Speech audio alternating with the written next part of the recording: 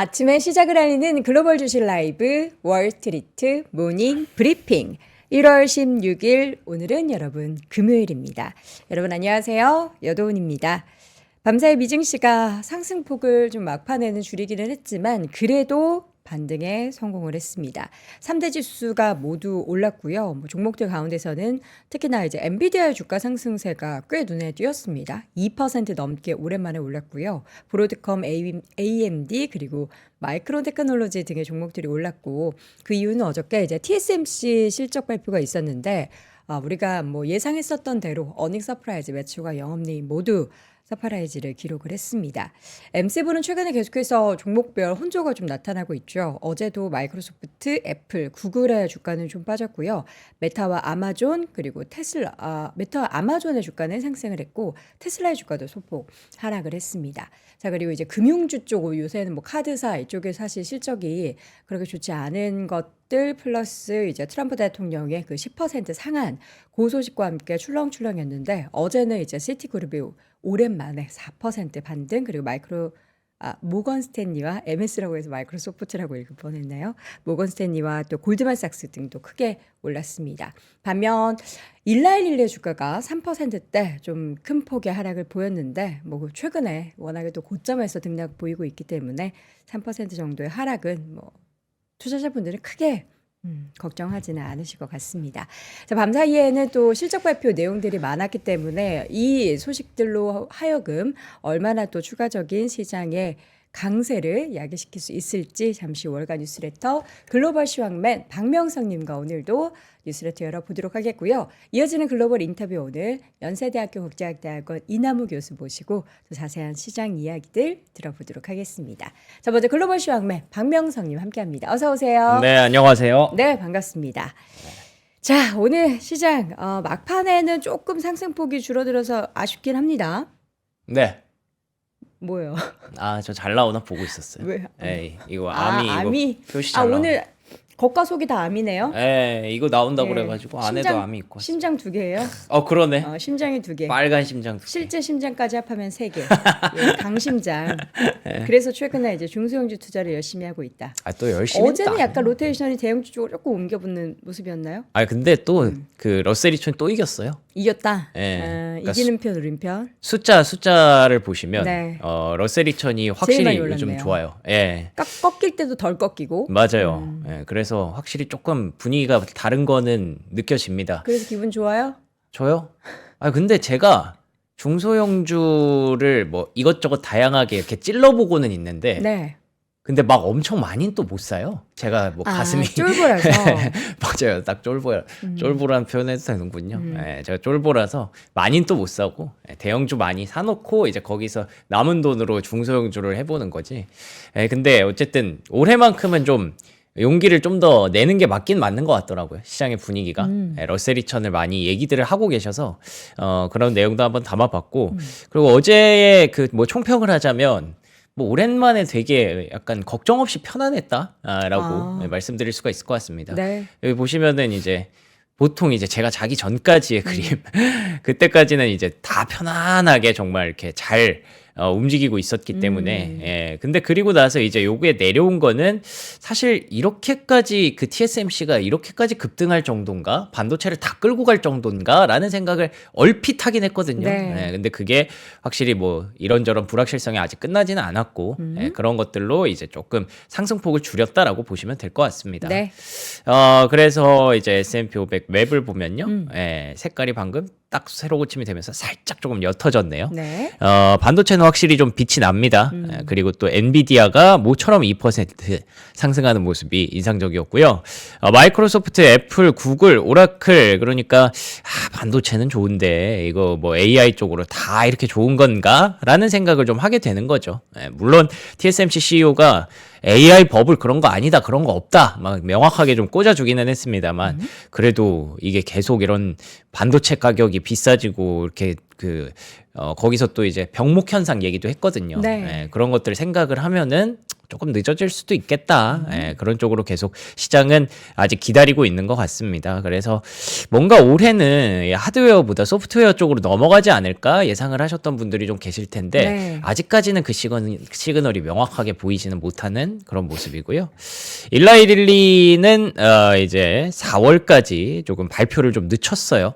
이 그 경구용 치료제와 뭐 이런 그 모멘텀들이 많잖아요. 그런 모멘텀들에 대한 발표가 조금 늦어지면서 주가가 약세를 보였고요. 러셀 2000 맵에서도 확실히 시장이 좀 분위기가 괜찮으면 헬스케어는 반대로 좀 빠지는 그런 모습이 계속 오, 나타나고 많이 있습니다. 빨갛네요. 그래서 어제는 금융주 쪽이 되게 빨갰는데 또 오늘 금융주 모건 스탠리랑 골드만삭스 실적이 좋았어요. 네, 그러다 네. 보니까 같이 끌고 올라가면서 시장 분위기도 좋았기 때문에 반도체 AI 괜찮았기 때문에 반대로 헬스케어가 수급을 좀 빼앗기는 그런 현상이 나타나고 있습니다. 네. 요즘에 국내 증시 투자하시는 분들도 바이오 매매하시는 분들이 굉장히 좀 답답해 하시는데 이게 조금 아무래도 지금 초반 연초의 분위기는 뭐 계속 IT 쪽으로 가고 있는 게 좀 더 분위기가 있는 것 같습니다. 자, 그리고 금리가 소폭 상승했네요. 경제 지표가 몇 개 발표가 됐는데 그리고 나서 연준 위원들이 여전히 얘기를 계속 뭐 금리 인하는 어렵다, 동결이 맞다 이런 쪽으로 얘기를 하고 있고 네. 또 파월 의장과 관련해서 계속 약간 원팀으로 좀 뭉치는 모습이잖아요. 그러다 보니까 이제 트럼프 대통령의 금리 인하 압박에도 우리는 굴하지 않겠다. 이런 모습들을 계속 보여주더라고요. 그래서 금리가 4.17%. 왜 그 베센트 재무장관이 그 약간 그러니까 형사 수사, 파월 형사 수사가 시작됐을 때 야, 이거 좀 왜 그랬냐 뭐 이런 얘기를 했었는데 그게 확실히 오히려 약간 역효과가 날 수도 있겠다라는 생각이 좀 들더라고요. 그런 내용도 잠시 후에 한번 들어보고요.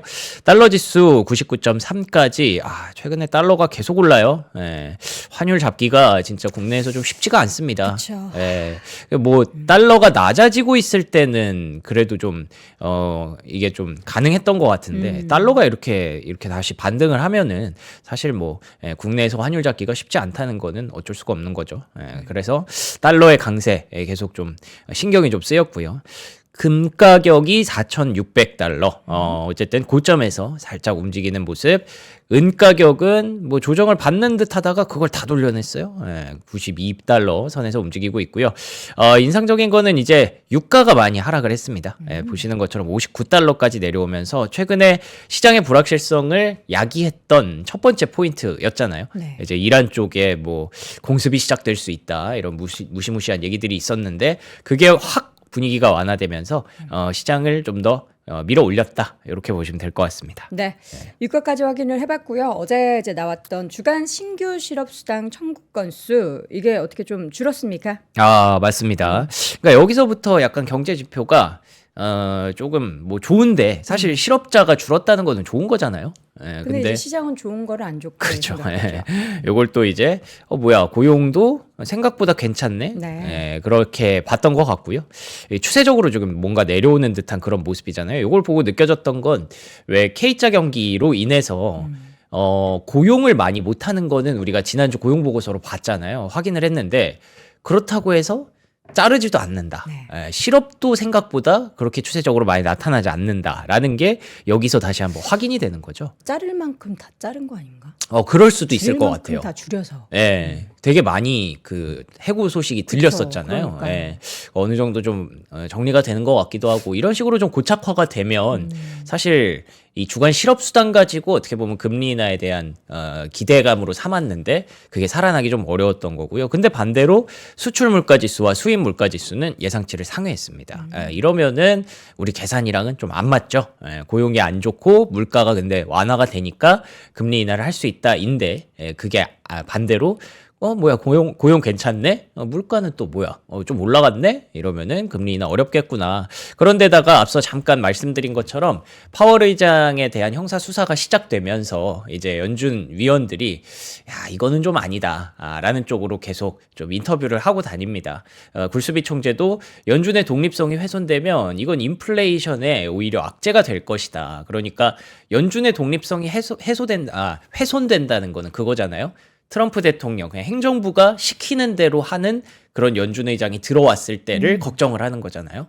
그렇게 되면은 시키는 대로 계속 금리 인하만 했다가 인플레이션 계속 높아지면 어떡하냐라는 점에서 그걸 우려한다는 뜻이고요. 이걸 또 바꿔서 생각을 해보면 연준 의장이 조만간 교체될 거잖아요. 근데 뭐 트럼프 대통령 입맛에 맞는 사람이 들어올 거는 거의 확실시 되고 있습니다. 그렇기 때문에 그 전까지 굳이 연준에서 무리해서 금리 인하를 할 필요가 없어진다라는 거죠. 어차피 그 사람 들어오면 올해 계속 금리 인하를 몇 번이고 할 수도 있는데 그 전까지는 좀 하기 어렵다라는 거를 우리가 가정을 해야 될 것 같습니다. 그래서 1분기에 뭔가 좀 유동성 이슈가 좀 나타날 수도 있겠다 싶었는데 그런데다가 이제 지금 4분기 GDP 성장률이 5%를 넘어간다는 그런 전망이 나오고 있어요. 미국이 예. 5%, 우리나라가 한 2%인가요? 뭐 그 정도 되면 좋죠. 예. 분기 성장률이니까. 아, 분기. 예. 근데 4분기 뭐 미국이 막 옛날에 중국 고성장 그 시대도 아니고 이렇게까지 올라가고 있으니까 저거 다 이제 다른 나라를 다 이제 빨대 꽂아가지고 때리는 그것도 거죠. 있고 그리고 뭐 약간 생산성 혁명일 수도 있어요. 뭐 로봇이라든지 AI. 제가 어제 막 뉴스들 보다가 보니까 아마존에 대해서 주가가 많이 지금 우리가 높게 평가하지는 않고 있는데 그 아마존 내부의 그 물건들 옮기는 거 돌아다니는 거 보니까 진짜 로봇. 예술이던데요. 진짜로. 어떻게 아니 그냥 막 예술이라는 표현은 뭐 로봇이 춤을 춥니까? 그건 아니고 네. 그게 막 이렇게 사거리 같은 데를 이렇게 막 돌아다닐 거 아니에요. 안 부딪히죠? 물건들이. 예. 그런 게 너무 신기해요. 그러니까 저는 현대차 그 스마트 팩토리 그것도 그렇겠죠. 예. 너무 그러니까 이게 로봇이 맞나? 이 안에 사람 있는 거 아니야? 네. 사람이 누가 조작하나? 하는 생각이 들 정도더라고요. 그러니까 역으로 저희가 좀 생각보다 네. 그 저평가를 하고 있는 건 아닐까라는 생각도 들어요. 지금 한국 GDP 성장률 4분기 찾아봤더니 작년에 네. 4분기 1.3%는 그니까요. 대단합니다. 그래서 그 일론 머스크가 한번 그런 말 한 적 있거든요. 네. 조만간 GDP 성장률이 두 자릿수가 나오는 걸 볼 수도 있다. 그러니까 아예 이제 셈법이 아예 달라지는 거죠. 인간이 일하던 세대에서 로봇이 일하는 세대로 가버리면 이거는 생산성이 갑자기 혁명이 일어나는 거기 때문에 이게 네. 요즘에 다 그렇잖아요. 지금 물가, 금리, 환율, 그리고 지금 이런 성장률 다 달라요. 숫자가 네. 과거의 데이터를 우리가 비교하면서 맞아요. 이 정도가 평균이야라고 이야기를 하기가 어려워지고 있어요. 그래서 그게 사실 함정이 있어요. 어떤 함정이요? 왜 우리는 음. 그 시장에서의 어떤 어려움을 닥쳤을 때나 뭔가 조언을 구할 때 네. 되게 오래 계셨던, 오래 어. 보셨던 분들에게 조언을 구하지 않습니까? 그렇죠. 예를 들면 워렌 버핏을 찾고 어. 막 이렇지 않습니까? 근데 그때랑 확실히 다른 게 그러니까 계속 완전 나와요. 다른 예. 세상이에요. 그래서 이게 약간 좀 그 요즘 감성에 맞는 그런 해석을 하는 사람들의 말도 좀 들어볼 필요가 있다고 저는 생각을 해요. 네. 예. 그래서 어쨌든 4분기 GDP 성장률이 이렇게까지 나온다는 거는 우리가 지금 단기적으로 생각할 수 있는 건 금리를 뭐 분기 성장률이 5%인데 금리 내릴 필요가 없잖아요. 네네. 예, 그래서 그런 것들을 말씀드리고 싶었던 거고. 그러면 유동성이 좀 안 좋은 거 아닐까 볼 수 있는데 요거 화면 보시면요.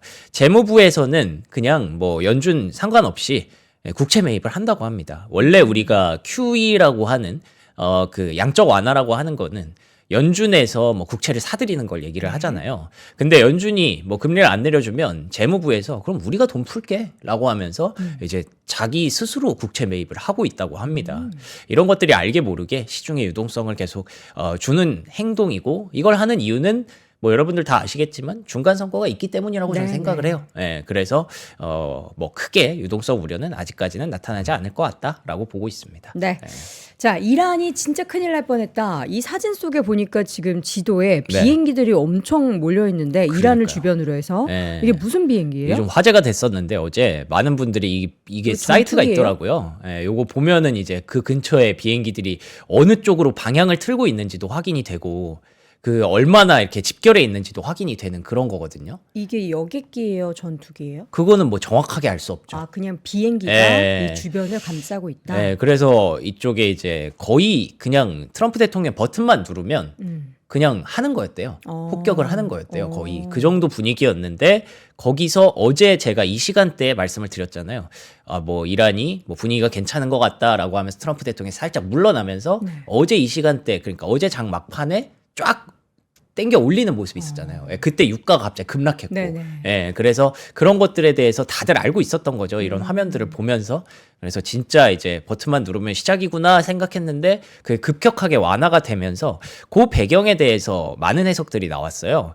그러니까 공격 직전에 취소가 됐다. 거의 승인할 뻔했다가 실행 직전에 취소한 것으로 알려졌다. 이유가 뭐냐면 요거 지금 타격을 하는 게 이란 정권을 완전히 무너뜨릴 수 있는가에 대해서 계산이 안 섰다는 거예요. 타이밍을 보고 있다. 예. 그리고 이란이 좀 그 종교적으로 이제 뭉쳐버리면 그쵸. 강력한 보복 가능성이 있을 수 있기 때문에 큰일 나죠, 그럼. 만약에 이거에 대응할 수 있는가 우리가? 그러니까 베네수엘라 들어갈 때는 그냥 한 번에 탁 찍으면은 탁 이제 탁탁탁 해서 대통령 그 체포하고 탁 끝나는 게 계산이 선 거죠. 네, 탁을 한 10번 정도 했어요. 예. 근데 이 미국이 이란을 상대하는 과정에서는 이게 이거 괜찮나? 탁 했다가는 큰일 나고. 예. 탁해다 삑하면 어떡하지? 그러니까 약간 그런 거죠. 이렇게 우리 악어 입 누르면서 아, 같이가 그쵸, 말까 할 때 그 불안함. 그러니까 명확하게 지금 그니까요. 해도 된다 안 된다의 판단이 서기가 어려운 상황이거든요. 예. 그래서 이제 이런 상황인데 계속 계산기를 돌리고 있으니까 뭐 아직까지 끝난 건 아니다라는 거고요.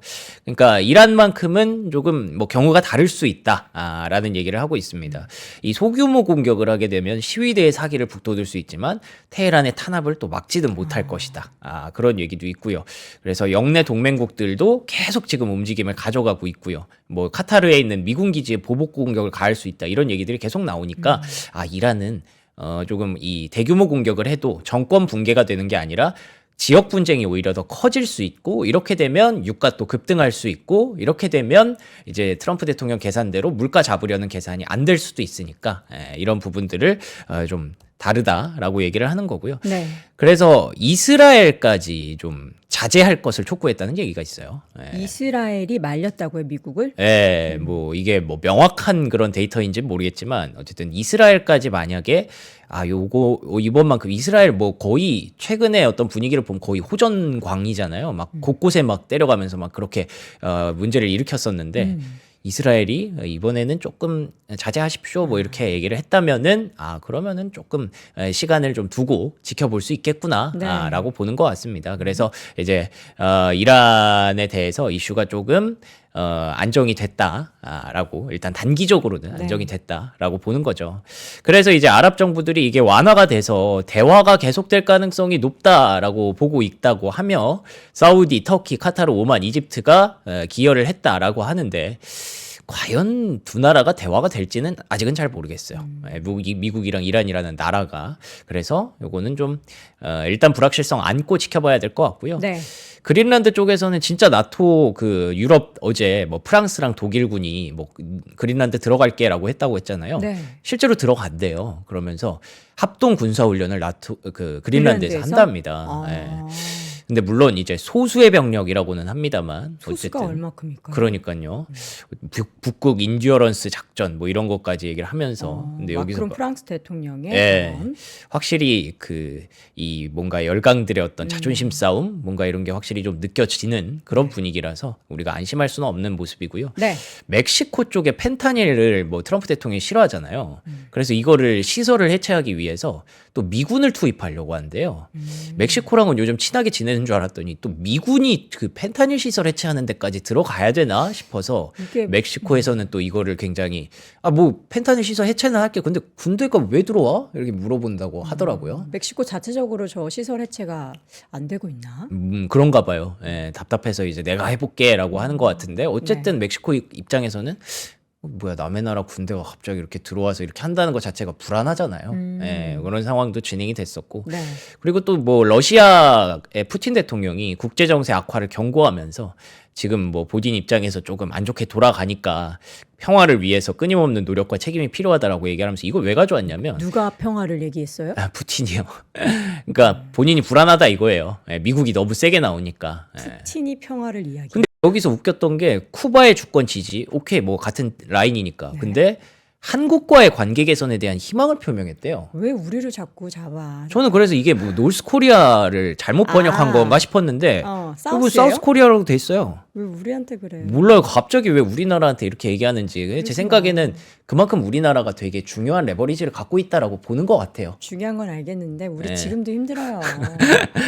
우리나라가 지정학적으로도 굉장히 중요한 요충지에 있고 그쵸. 이런 것들을 다시 한번 확인할 수 있는 내용이었던 것 같아서 뭔가 이게 약간 대한민국의 위상인가 싶기도 해서 뭐 일단 지금 이렇게 어지럽게 네. 돌아가는 지정학적 불확실성 속에서 우리나라의 어떤 가치 이런 것도 한번 생각해 보게 됐습니다. 이게 지정학적 리스크로 인한 시장의 뭐 추세적인 하락을 다들 염두하지는 않겠는데 네. 한 번씩 조정의 빌미가 될 수 그러니까요. 있고 해서 이 부분을 저희가 쭉 한번 확인을 해봤고요. 네. 자, 이어서는 중간선거의 특징. 음. 이번 이제 11월에 예정돼 있는 중간선거의 특징 어때요? 뭐 시장 올라요? 떨어져요? 그러니까 앞서서 제가 재무부에서 이제 그 채권을 매입하는 거 네. 이게 어쨌든 중간 선거를 위한 타겟이지 않을까라고 예상을 했고 뭐 최근에 뭐 그런 거 엄청 많이 봤잖아요. 네. 뭐 신용카드 10% 제한하라, 뭐 집값 내려라, 기관들 부동산 사지 마라 이런 것들이 다 트럼프식 민생 정책인데 그거 덕분에 어쨌든 뭐 세금 환급도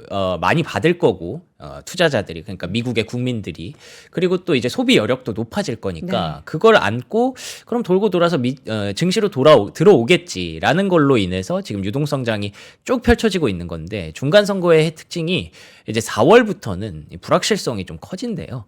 이렇게 쫙 불확실성이 커지면서 S&P 500 기준으로 좀 내려오는 그런 구간을 만든다고 합니다. 그러다가 이제 직전에 11월이 중간 선거니까 그 직전부터 분위기를 개선하는 거예요.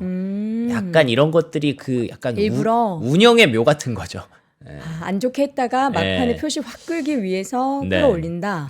확실히 좋아지니까 확실히 이쪽 정당이 좋은 거구나라고 생각하게 만드는 뭐 그런 모습이다라고 얘기를 하는데 그렇지 않을 수도 있지만 보통 중간 선거의 해에 평균적으로. 이랬다고 하니까 네. 뭐 세린메이 이런 말도 있지 않습니까? 그래서 한 1분기 정도에 우리 분위기 괜찮다가 2분기부터는 좀 내려갈 수도 있다라는 것들을 걱정을 하면서 UBS에서는 시장이 지금 너무 편안하다라는 거예요. 뭐 S&P 500도 지금 7천까지 거의 가고 있고 그리고 또 뭐 국내 증시는 올해 들어서 하락한 적이 없잖아요. 코스피가 10일 연속 상승했는데 10일밖에 거래를 안 했거든요. 국내 증시는 계속 올라가니까 다들 진짜 무섭다. 이게 저도 그 생각이 들더라고요. 주식이 원래 위험 자산인데 주식이 되게 당연한 게 돼버렸네 어느 순간. 뉴노멀. 근데 그래서 이제 UBS에서 이걸 좀 경고를 한 겁니다. 월스트리트의 낙관론과 일반 서민들의 신중함 차이는 격차가 있다. 미국 기업들의 가치는 조금 고평가된 것 같고 매수하기에 적절한 종목 찾기가 쉽지가 않다. 돈이 있어도 뭘 살지 좀 애매하다라는 거고 AI에 대해서 투자를 하고 있지만 결과는 여전히 불확실하고 이 재정적 레버리지를 땡겨서 하고 있지만 시스템적 위협을 증가시킨다. 이런 것들을 우리가 이제 잊어버렸잖아요. 네. 물론 알고는 있지만 뭐 그래서 이런 얘기를 뭐 하는 사람들도 있었다라는 거고요. 네. 러셀 2000이 S&P 500을 9일 연속 이겼을 때라고 돼 있는데 사실 어제까지 해서 10일 연속 이겼거든요. 아, 상승률이요? 예. 진짜요? 예, 거의 매일 이기고 있습니다. 연초부터 계속 그러나 보네. 예. 오. 근데 그랬을 때에 보통 한 달 뒤에 수익률이 러셀 2000이 확실히 더 좋거든요. 아니 별별 통계가 다 있어 진짜. 그러니까 이게 저는 가끔 국내 증시 코스피를 러셀 2000이랑 비교하는 경우도 있더라고요. 그러니까 S&P 500이 너무 좋으면 다 미국 대형주만 하는 거고 근데 이제 미국에서도 중소형주로 퍼지는 거니까 이제 비미국인 대한민국 증시도 그래서 또 계속 수급을 받는 거고 뭐 이런 거 같은데 네. 그래서 러셀 2000도 보고 국내 증시도 보고 이런 모습이 뭐 일단 1분기까지는 좀 지속되지 않을까. 그리고 러셀 2000을 계속 사람들이 얘기하는 게 보니까 러셀 2000의 퍼포먼스가 S&P 500보다 연간 기준으로 5년 연속 지금 하회를 했는데 6년째까지 안 좋았던 적은 없었대요. 최근 들어서. 네. 그렇기 때문에 5년 동안 안 좋았으니까 올해만큼은 좀 반등해 줄 만하다라고 해서 여러분들이 올해는 조금 뭐 일부 비중은 이렇게 뭐 중소형주 중에 뭐 여러 가지 있잖아요. 뭐 우주도 있고 뭐 드론도 있고 뭐 에너지도 있고 이 AI도 있고 이런 쪽에 한번 관심 있으신 분들은 챙겨 보시면 좋을 것 같습니다. 네, 러셀 2000 뭐 종목 고르기 어려우신 분들은 뭐 지수 관련한 ETF, IWM 같은 것도 있으니까 이렇게 참고해 보시면 좋을 것 같고요. 네. 자, TSMC가 와 실적 발표했는데 다 초록색이네요. 맞습니다. 진짜 TSMC 이런 날도 있구나. 그래서 네. 옷장에 삼성전자 끌어올려 하면서 그렇죠. 엄청 올라가더라고요. 어제 국내 증시에서 네. 뭐 삼성전자의 막판 힘이 2% 넘게 올라갔던 게 그러게요. 여기에서 다 나온 겁니다. 이게 뭐 여러분들 다 보셨겠지만 어제 국내 증시 장중에 나온 얘기라서 네. 다 아시죠? 다 화려했습니다. 근데 그게 간밤에 뉴욕 증시 주가에서 뭐 TSMC가 하루에 거의 6%씩 급등하는 건 전 거의 진짜 거의 오랜만에 처음 보는 것 같아요. 워낙 큰 6%, 종목이니까. 7%. 그러니까요. 그리고 약간 TSMC의 주가 변동성이 뭐 엔비디아나 이런 종목보다 오히려 되게 작거든요. 거의 믿고 가잖아요. 이 종목은, 이 기업은 웬만하면 파운드리는 다 여기서 한다라고 보고 있기 때문에 네. 그 주가의 변동성도 거의 크지 않고 그냥 뭐 우상향 하겠지라고 따라가는 종목인데, 신고가 한번 깨고 나서, 사상 최고가 깨고 나서 막 급등을 하길래 야, 도대체 어느 정도까지 시장이 이거를 좋게 받아들였을까 하고 쭉 찾아봤어요. 네, 매출도 그린라이트가 켜졌고요. 와, 마진이 또 올랐습니다. 네. 62%까지. 뭐 이 그냥 일반 제조업은 아니지만 예, 제조업 마진이 62%라는 건 얼마나 지금 TSMC가 갑인지에 대해서 확실하게 느껴지는 거죠. 그와 동시에 TSMC가 또 이런 회사가 아닌데 캐펙스 투자를 급증을 시켰습니다. 계속 우리는 캐펙스를 늘려야 될 것 같다. 그리고 또 잠시 후에 나오겠지만 이제 대만과 미국의 관세 협상이 타결이 되면서 미국에다가 또 투자할 돈이 많아졌거든요. 그래서 그런 것까지 고려해서 이렇게 늘려놨는데, 아니 마진이 이렇게 높아지고 그로스 마진도 63에서 65%까지 다음 분기에 가이던스에 이렇게 냈기 때문에 이런 상황에서 뭐 캐펙스 투자한다고 누가 뭐라고 합니까, 그렇죠? 그러니까 돈 못 버는 회사가 캐펙스만 늘리면은 야 이거 버블 아니야 이러는 건데. 마진이 계속 올라가네. 그러니까요. 그래서 뭐 사실상 빈틈없이 완벽했던 실적이었다라고 보고 있고요. 여기 보시면 마진에 대한 전망치, 장기 그 전망치 총 마진 가이던스를 56%까지 상향으로 조정을 했습니다. 멋있다.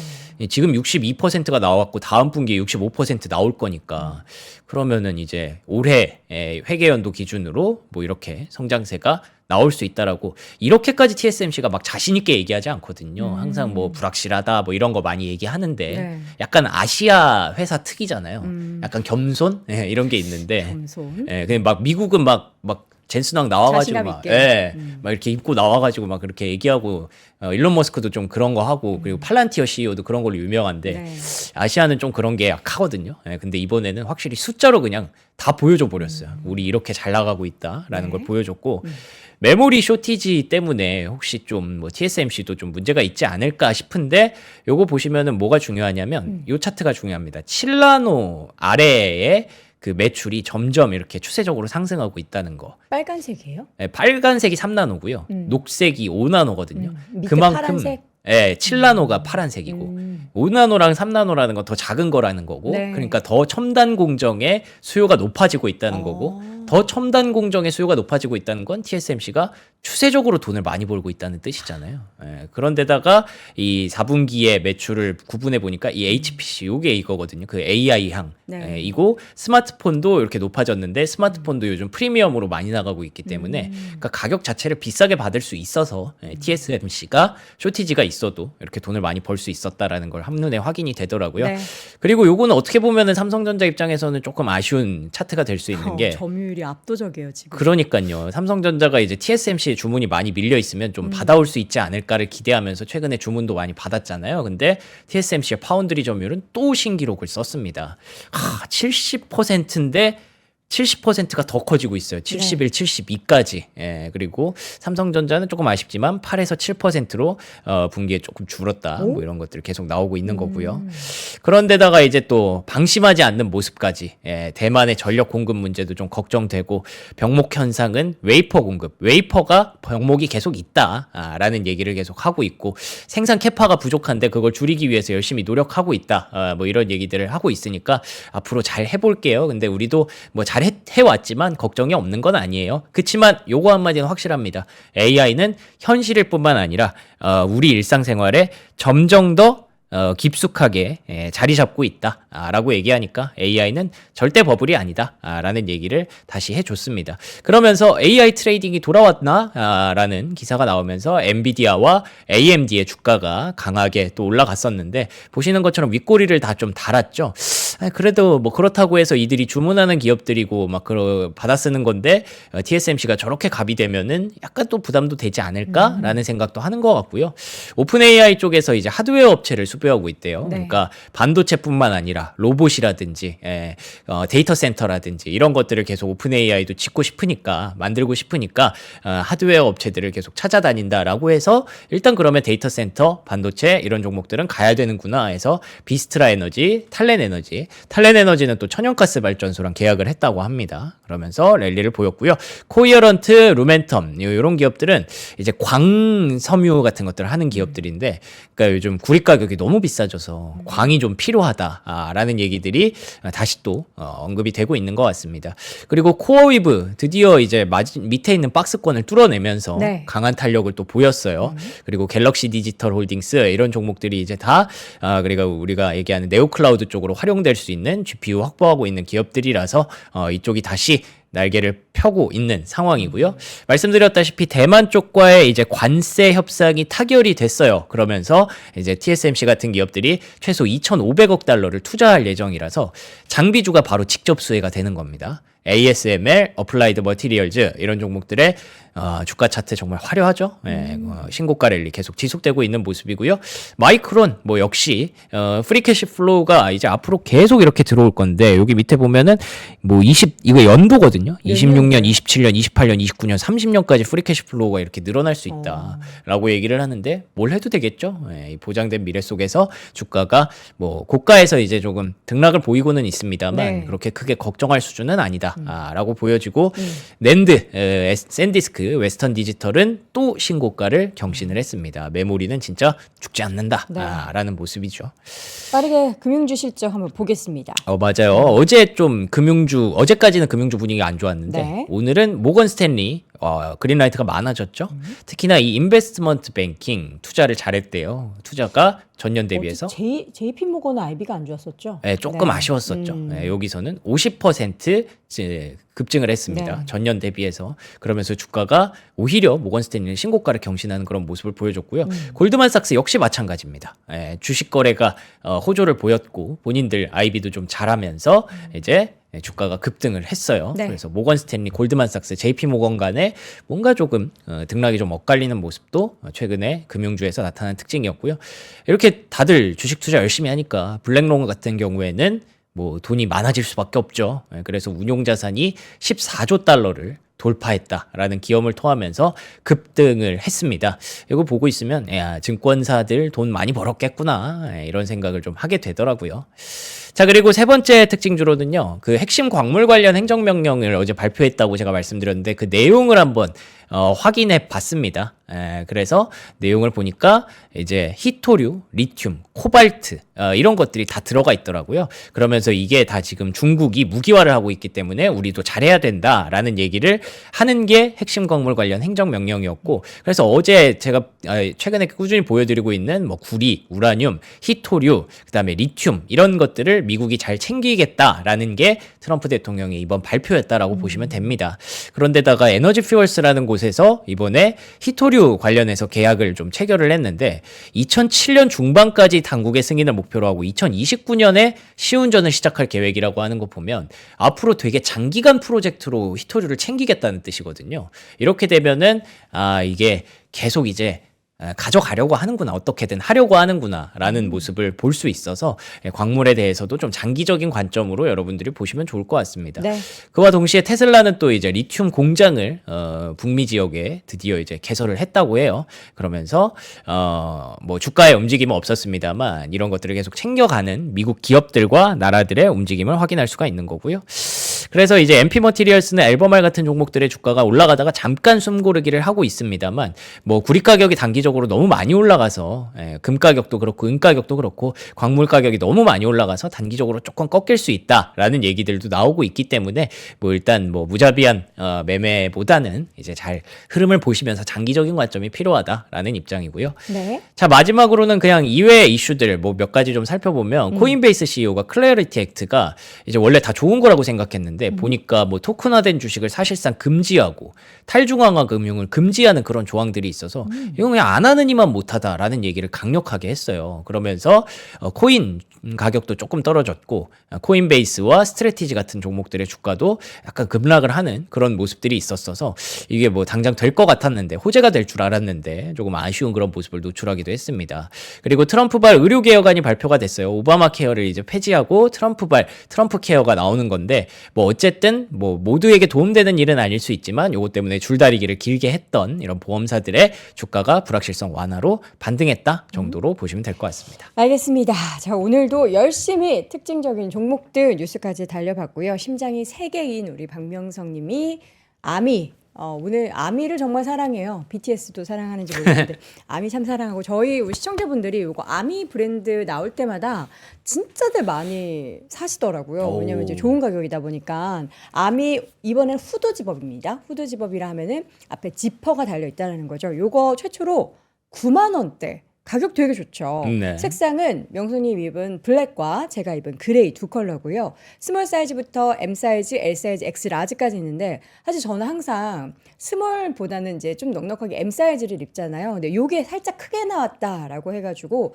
스몰 사이즈를 받아서 입었습니다. 살짝 이제 어깨랑 여기 살짝 내려온 거 아시죠? 근데 저는 아까 전에 M 사이즈도 입었는데 전 좋더라고요. 저는 약간 그런 좀 박시하게 입어서 좀 뭔가 가녀리고 이런 느낌 나는 걸 되게 좋아해가지고 M 사이즈 입으셔도 괜찮아요. 그리고 우리 명성님은 L 사이즈, 맞습니다. 라지 사이즈 105이신 분들 L 사이즈 입으시면 되고 요거는 뭐 유행 타지 않고 안에 기모가 있진 않거든요. 그래서 여러분들이 사계절 내내 활용할 수 있고 뭐 여름에도 약간 에어컨 바람 쐬고 할 때는 이런 거 입으셔도 되고 딱 후드 딱 들려 있습니다. 그리고 이렇게 끈이 있어가지고 추울 때는 이렇게 해가지고 입으시면 너무나 좋을 것 같고요. 뭐 핏 같은 경우에는 살짝 일어나서 보여드릴까요? 네. 이렇게 이 정도 느낌으로 가운데 한번 갈까요? 이렇게 딱 채워가지고 너무 좋죠? 자, 좀 돌아봐. 자, 좋습니다. 우리 명선이 거의 마네킹 같죠? 뭘 시키면은 좀 약간 삐걱삐걱해요. 여러분들이 좀 이해해 주시기 바랍니다. 운동할 때는 되게 역동적이던데 요거 할 때는 약간 좀 민망한 그런 면이 있습니다. 요거 아미 제품은 이제 9만 원대 뭐 커플룩으로도 좋고 여러분들이 편하게 입으시는 제품으로 추천드리도록 하겠고 이어서는 오늘 오랜만에 휴대전화 가지고 왔습니다. 삼성 AI 갤럭시 S24 제품을 저희가 최초로 59만 원대 가지고 왔는데 사양 살짝 말씀드리자면 요게 몇 기가짜리죠? 그게 안 나와 있네. 제가 한번 상세 페이지 볼게요. 단말기 유심핀 보호 케이스 보호 필름 그리고 이제 색깔은 요거 약간 아이보리빛 나는 거 요거 예쁘다. 그리고 그레이빛 나는 거 요것도 이제 색깔 은은하고 예쁘네요. 요 두 가지 컬러 저희가 준비를 했고요. 기존 유심 사용하시면 저렴한 LTE 여러분들 이제 나는 사실 5G까지 필요 없다 하시는 분들은 LTE 사용하시면 좋을 것 같고 S급 리퍼 공기계 제품이기 때문에 유심만 넣으면은 바로 사용하실 수 있는 제품입니다. 뭐 통신 3사 그리고 요새는 뭐 사실 알뜰폰 쓰시는 분들도 굉장히 많은데 알뜰폰 쓰시는 분들도 여러분들이 가지고 계신 유심만 탁 끼워서 넣으면은 모두 사용하실 수가 있고요. 이게 몇 기가짜리인지가 궁금해서 제가 지금 상세 페이지를 한번 빠르게 보도록 할 텐데 나와라 제발 나와라 안 나오네 어디까지 내려가야 되는 거니 몇 기가인지는 여러분 궁금하시죠? 상세 페이지에서 확인해 보시면 되겠습니다. 제가 지금 스크롤을 엄청나게 내리고 있는데 몇 기가인지를 확인해 볼 수가 없습니다. 지금 잠시만요. 요거 AI 되는 그런 제품이고요. 아 여기 나왔다. 엑시노스 2400 그리고 이거 어디서 보는 거야? 근데 뭐 S24면은 256기가와 512GB 고르실 수 있습니다. 드디어 찾았다. 말씀하세요. S24면은 뭐 다들 아마 대충 사용하실걸요. 23년도에 나온 작품인. 23년도에 나왔고 네. 그때는 256이 제일 작은 거였어요? 요새는 모르겠네요. 다 256이 제일 작나? 뭐 128도 있고 막 그러잖아요. 이것도 중요하기 때문에 제가 말씀드리는데 옵션에 따라서 또 가격 변동이 있으니까 관련한 내용들 참고해 보시기 바랍니다. 자, 지금까지 글로벌 시황맨 박명성님 함께했습니다. 고맙습니다. 맞습니다.